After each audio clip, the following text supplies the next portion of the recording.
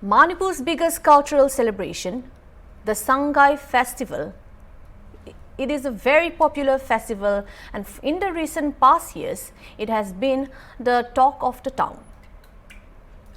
That festival is facing a massive boycott this year. Why? The question remains. We will get to that, but first, let's talk about the Sangai festival. The Sangai festival is Manipur's annual flagship tourism and cultural event. Organized by the Manipur Tourism Department, named after the Sangai, a rare brow-antlered deer endemic to Manipur, which is also the state animal. It celebrates the state's natural beauty, biodiversity, traditions, and ethnic diversity.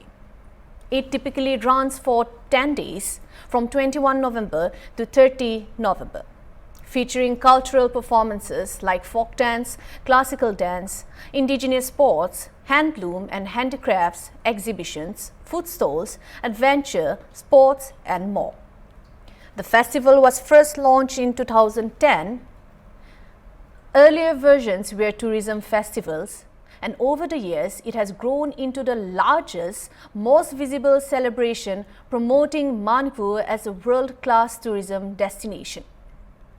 The Sangai festival was not held in 2023 due to the outbreak of ethnic violence in Manipur.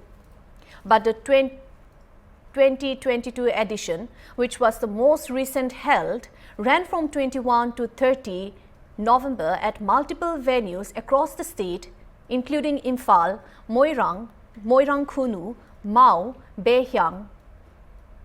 Similarly, the 2025 Sangai Festival was also scheduled to take place from November 21 to 30, focusing on themes of unity, healing, and inclusion, marking the return of the event after a 2-year hiatus. By hiatus, we mean the ethnic violence that took place on May 3, 2023, now stands in a doubt. Here is a visual from the recent year's celebration before we delve into the further issue. Manipur Sangai Festival 2022. Singing a sea organizer. Organizer see a couple states in the Dogre, Calcutta, Bombay, Delhi, the big cities in the Ogre. I don't see a state in the Marina, Mau. The cherry blossom, the part of Sangai Festival, Aduga, Mauka, the state capital, Oriba, the way to the whole from Oriba, Tangla, the Mamanga, Nasi Carterager, Tokuni, Masida, Langiraglipa, Mayampunamak, Maroon Urban Minister, Sing Masai one by one, Chakasu.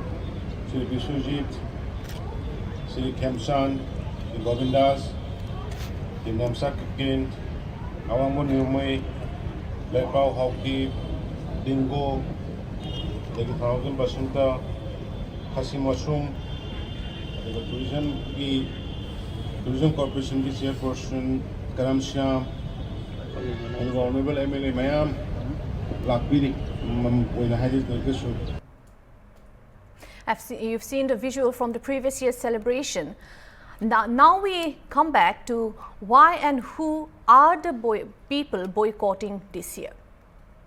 Thousands of internally displaced persons, also known as IDPs, still living in relief camps nearly 2.5 years after the ethnic violence of 2023, say the state cannot celebrate tourism while its own people remain homeless. They've announced sit-in protests across camps on November 20, which is just a day before the festival begins. The anger, the unfinished promises, and the pushback against projecting a false sense of normalcy. The IDPs, the internally displaced people driven from their homes by ethnic violence since May 2023 remain in relief camps across Manipur, and they are protesting against the celebration. But not only that, these IDPs argue that celebrating a grand tourism festival while people are still living in makeshift camps is morally hollow and amounts to a false projection of normalcy. According to them, the state has promised resettlement and rehabilitation by December, as per some assurances, but visible progress has not materialized. Leaders from IDP communities like Churachandpur, Métis United Committee argue that going ahead with the festival insults their suffering, calling it a facade of peace. One representative said, people mistake the silence of gunshots as peace. This is not peace. We are still in conflict. Many remain confined in relief camps. Beyond IDPs, civil society groups like notably COCOMI, Coordination Committee on Manipur Integrity, have also called for a boycott. Their argument is that holding a high-profile cultural festival now would project a false image that peace and normal life have returned, whereas underlying grievances still remain unresolved. They suggest that the government is using cultural glamour to mask deeper social wounds, displacements, and lack of trust across communities. IDPs plan to stage a sit-in protest on 20 November as discussed earlier, and this is going to happen at the relief camps, which is just before the festival.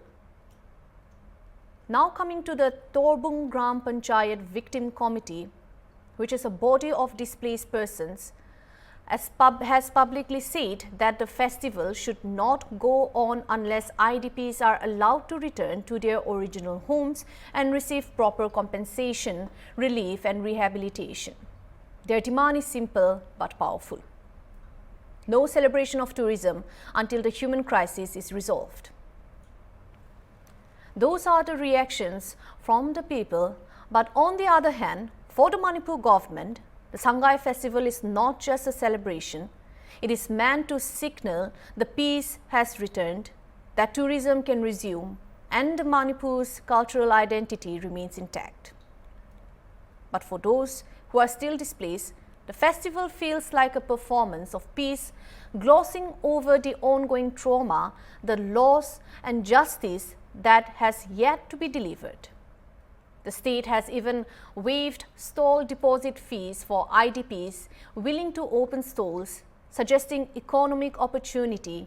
Yet many displaced families argue that without rebuilt homes and real rehabilitation, such gestures ring hollow.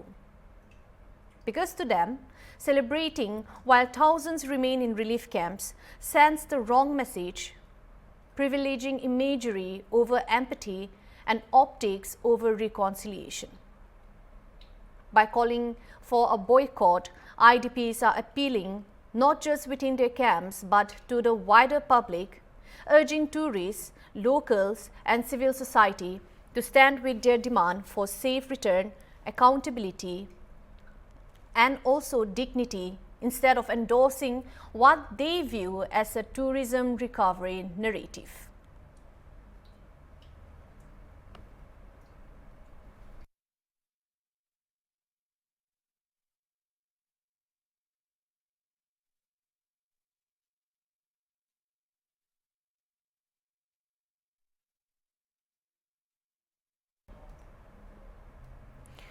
The Sangai festival stands at the crossroad of hope and heartbreak. For the government, it is a symbol of resilience, a declaration that Manipur is ready to reopen to the world. But for the displaced, it is a reminder of promises still unfulfilled. As Manipur prepares to unveil its grand cultural showcase, the deep divide between celebration and suffering remains painfully visible. The government sees the Sangai festival as a symbol of revival, but thousands of displaced families see it as a reminder that their lives are still on hold. With protests planned, rehabilitation pending, and emotions running high, the standoff is far from over. Whether the festival becomes a moment of unity or a flashpoint, or frustration, it will depend on what the state chooses to address first: the optics of normalcy or the urgent realities of its own people. But for now, the story continues to unfold, and Manipur waits for resolutions that go beyond festivities and reach the lives that need healing the most.